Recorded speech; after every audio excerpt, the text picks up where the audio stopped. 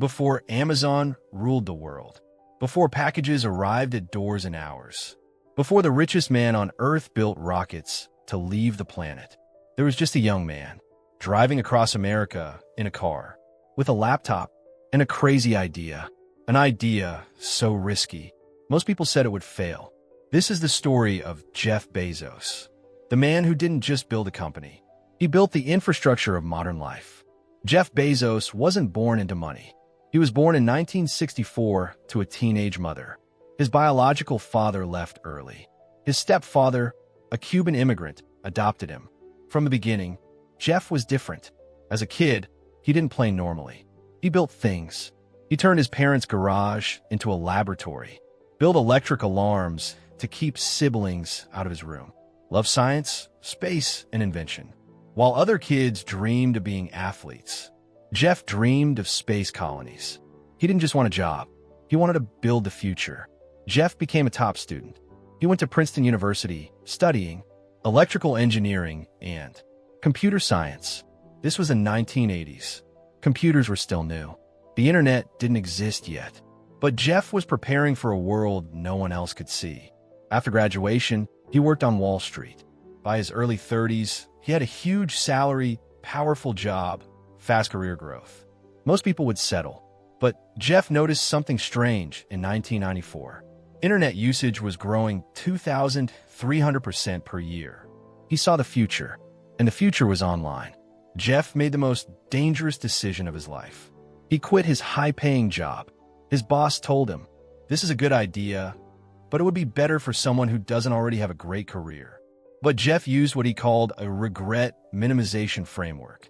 He imagined himself at 80 years old. Would he regret trying? Yes. Would he regret failing? No. So he left. He and his wife drove across America to Seattle. Jeff sat in the passenger seat, writing the business plan on a laptop. He didn't know what he would sell yet, but he knew one thing. The internet would change everything. Jeff studied products to sell online. Books were perfect. Millions of titles. No store could stock them all. Easy to ship. Always in demand. So in 1994, in a small garage, with a few employees, Amazon was born. Its first desk? A door placed on top of two pieces of wood. Jeff was saving money. Even then, he was obsessed with efficiency. At first, nothing happened. No customers. No sales. Just a website. Then one day, ding, a bell rang. A book was sold. Then another. Then more. Soon, the bell rang so often, they had to turn it off. Amazon wasn't just a store. It was becoming something bigger. By the late 1990s, investors went crazy over internet companies. Amazon went public in 1997. But here's the shocking part. Amazon wasn't making money. Jeff didn't care.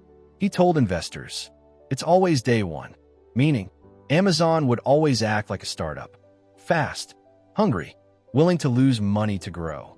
People thought he was reckless. But Jeff was playing a long game. Then came the crash. The dot-com bubble burst. In the mid-1990s, the internet was brand new.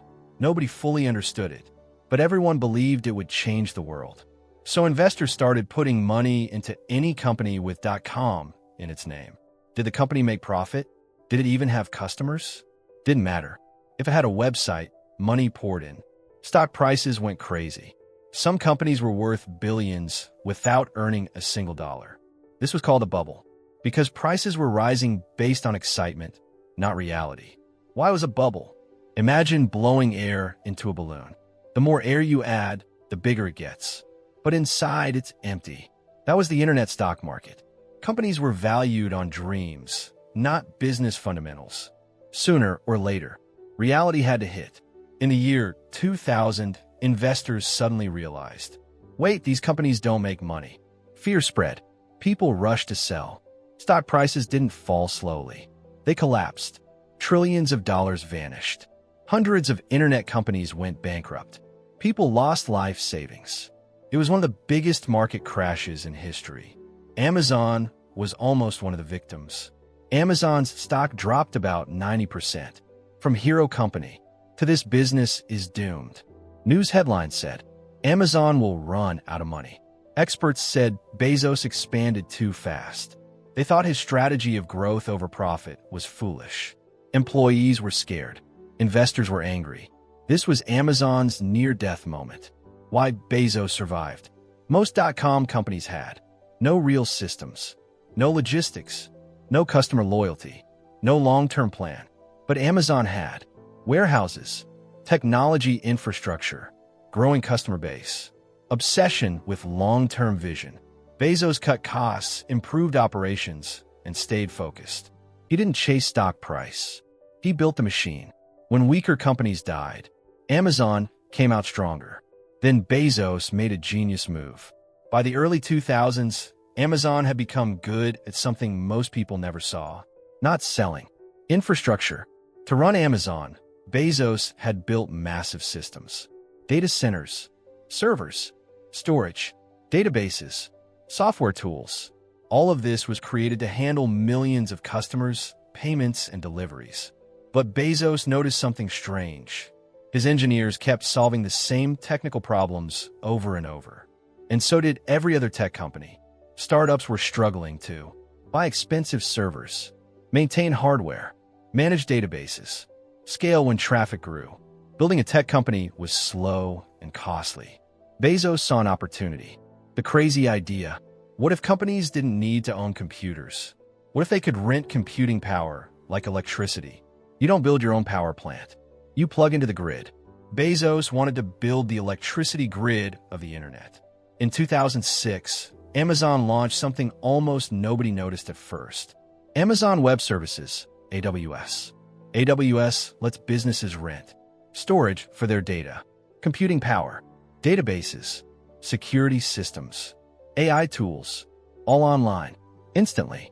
Pay only for what you use. Instead of buying $1 million of servers, a startup could launch with just a credit card. AWS made it possible for anyone to build big technology. AWS solved a problem before the world realized it had one. Because once apps, websites, and streaming exploded, everyone needed infrastructure. And Amazon was already there.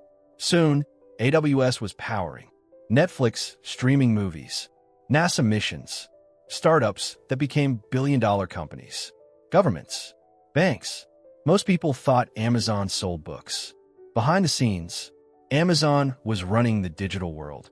For years, Amazon retail barely made profit. But AWS? It quietly became one of the most profitable businesses on earth. AWS funded faster shipping, more warehouses, new products, global expansion. The store got the attention. The cloud made the money. This is classic Bezos strategy. Build something for internal use. Perfect it. Turn it into a platform. Let the world depend on it. Amazon didn't just sell products. It sold the tools other companies needed to exist. At first, Amazon was just a place to buy things. But Jeff Bezos didn't want customers to visit Amazon. He wanted them to live inside it. So he launched something people didn't understand at the time. Amazon Prime, 2005. Pay money before you even buy anything? People thought it was crazy. But Bezos knew human psychology. Once people paid for Prime, they didn't compare prices anymore. They didn't check other stores. Amazon became the default. Prime wasn't about shipping. It was about locking in loyalty. And then Bezos added more. Prime Video, Prime Music, Prime Deals. Prime became a membership to modern life.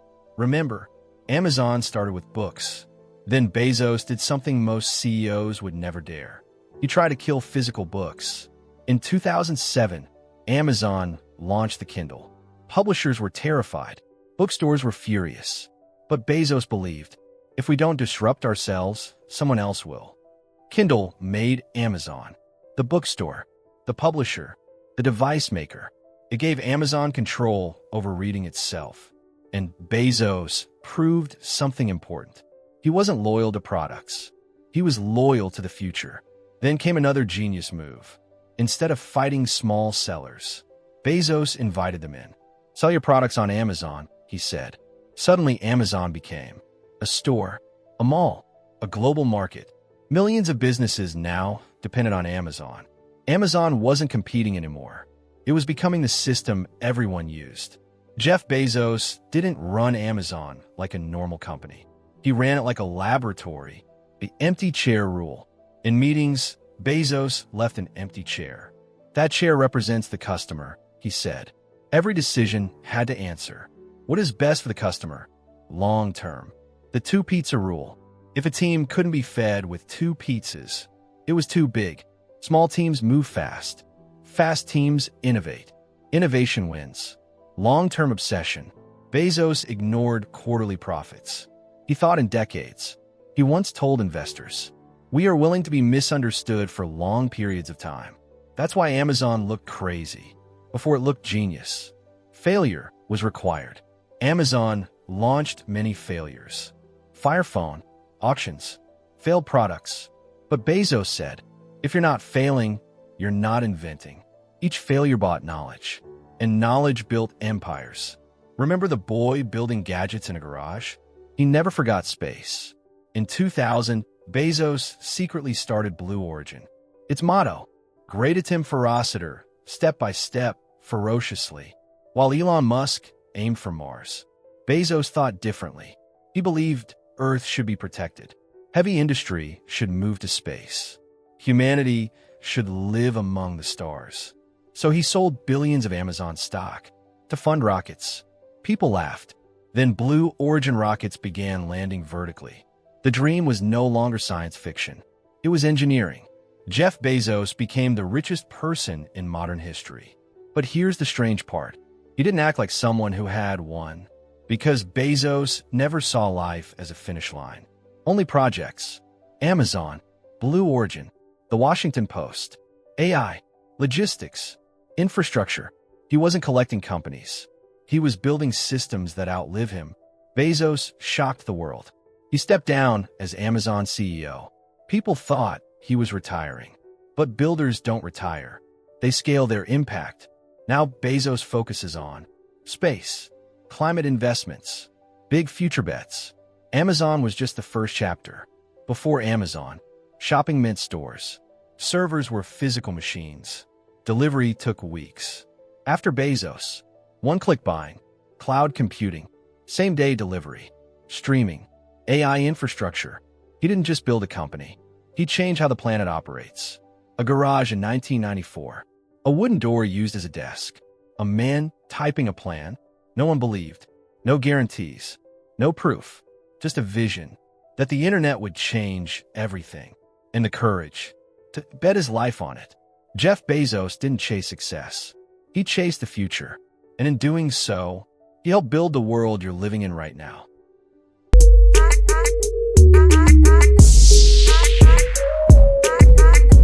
Like the video, subscribe for more stories, and share it if it inspired you.